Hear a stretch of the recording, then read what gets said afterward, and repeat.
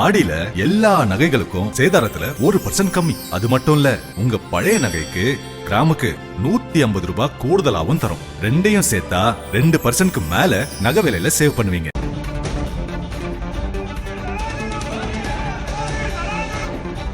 காவல்துறை அராஜகத்தில் ஈடுபடுகிறது, நாட்டில் யாராரோ என்னென்னமோ பேசுகிறார்கள் என்று முன்னாள் அமைச்சர் KN நேரு அளித்த பேட்டியை தற்போது பார்த்தோம். முதல்வர் விஜய் த்ரிஷா பற்றி நேற்று தஞ்சையில் நடைபெற்ற போராட்டத்தின் போது அவதூறாக பேசியதாக எதிர்க்கட்சித் தலைவர் உதயநிதி ஸ்டாலின் தற்போது விசாரணைக்கு அழைத்து செல்லப்பட்டிருக்கிறார். காட்சிகளை பார்க்கிறோம்.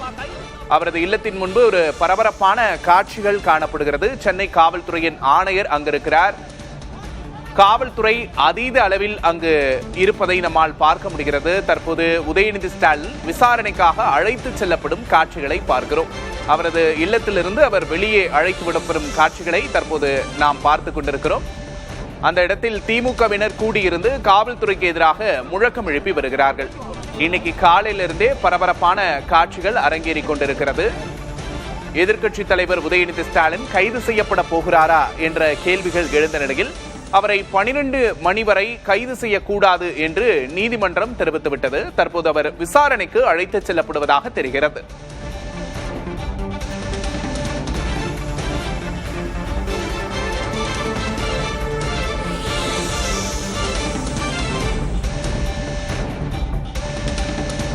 எதிர்க்கட்சி தலைவர் உதயநிதி ஸ்டாலினை தஞ்சை காவல்துறை கைது செய்திருக்கிறது. முதல்வர் விஜய் த்ரிஷா பற்றி தஞ்சை போராட்டத்தில் உதயநிதி ஸ்டாலின் அவதூறாக பேசியதாக கைது நடவடிக்கை மேற்கொள்ளப்பட்டிருக்கிறது.